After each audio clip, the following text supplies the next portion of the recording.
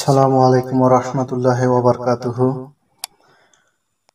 সম্মানিত আল্লাহ পাকের বান্দাগণ ও বান্দিগণ, যারা এই ভিডিওটা দেখতেছেন, মেহেরবানি করে খুব খেয়ালের সাথে কথাগুলো শুনি।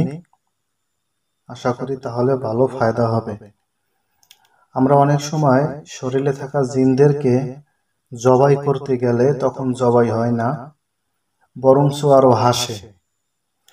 তো আসলে কিছু জিন আছে যেগুলো মূলত শরীরে ঢোকে না, শরীরের বাইরে থাকা অবস্থায় এই জিনগুলো তারা রোগীরে কন্ট্রোল করে। তো যখন রোগীর গলায় ছুরি চালানো হয়, হাতের দ্বারা যখন ছুরি তৈরি করা হয় বিভিন্ন আয়াতের মাধ্যমে, তখন ছুরি চালানোর পরে জবাই হয় না।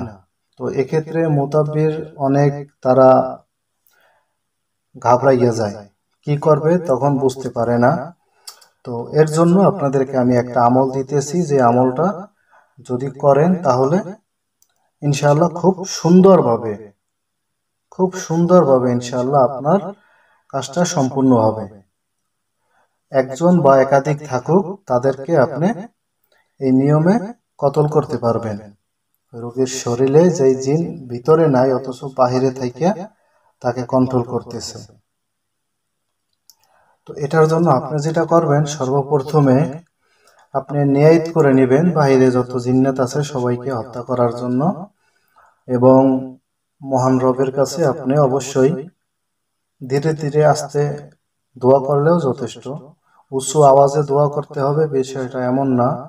ধীরে ধীরে বললেও, আস্তে বললেও মাওলা পাক শোনে।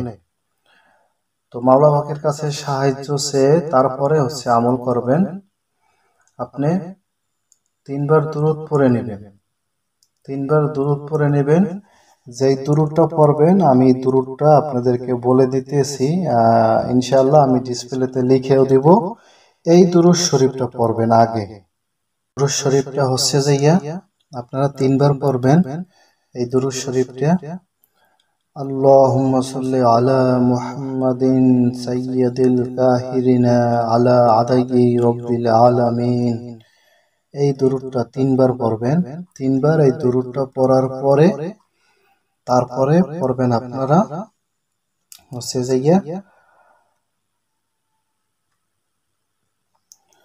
কুল্লু নাফসিন যায়িকাতুল মাউত সুম্মা ইলাইনা তুরজাউন বিহাক্কি ইয়া আজরাইল আলাইহিস সালাম। এটা পড়বেন। ডান হাত বাম হাত দিয়ে আপনি ঘষবেন, যে ধারালো করতেছেন ছুরি, এবং আপনি এটা পড়বেন আয়াতটা, কুল্লু নাফসিন যায়িকাতুল মাউত সুম্মা ইলাইনা তুরজাউন বিহাক্কি ইয়া আজরাইল আলাইহিস সালাম। এভাবে পড়বেন, হাতের উপরে ফু দিবেন, ডাইন হাতের উপরে ফু দিবেন। এভাবে করে আপনি 3 বার পড়বেন। 3 বার ডান হাতের উপরে দম করবেন।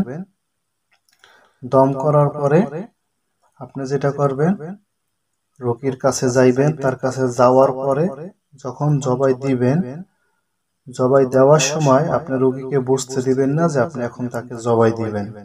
রোগীর পিছনে যাইয়া দাঁড়াইবেন। দাঁড়াইয়া আপনি একবার আয়াতুল কুরসি পড়বেন। আয়াতুল কুরসি পড়ার পরে আপনি রোগীর একেবারে চতুর্পাশে একটা দম দিয়ে দিবেন। রোগীর চতুর্পাশে একটা দম দিয়ে দিবেন। দিয়া হঠাৎ করে রোগীর গলায় আপনার হাত চালাইয়া দিবেন। আল্লাহু আকবার কইয়া হঠাৎ করে রোগীর গলায় আপনি হাত চালাই দিবেন। আর ওই যে নিয়াত কিন্তু ওইটাই করবেন, যে রোগীর শরীরের বাহিরে থাইকা কন্ট্রোল করতে আছে এক বা একের অধিক জিন্নাত, সবাইকে আমি কতল করার জন্য নিয়াত করতেছি। তখন আপনি গলায় ছুরি চালাই দিবেন। ইনশাআল্লাহ দেখবেন ওই রোগীর বাহিরে যত জিন্নাত আছে সবগুলো জবাই হয়ে যাবে, সব।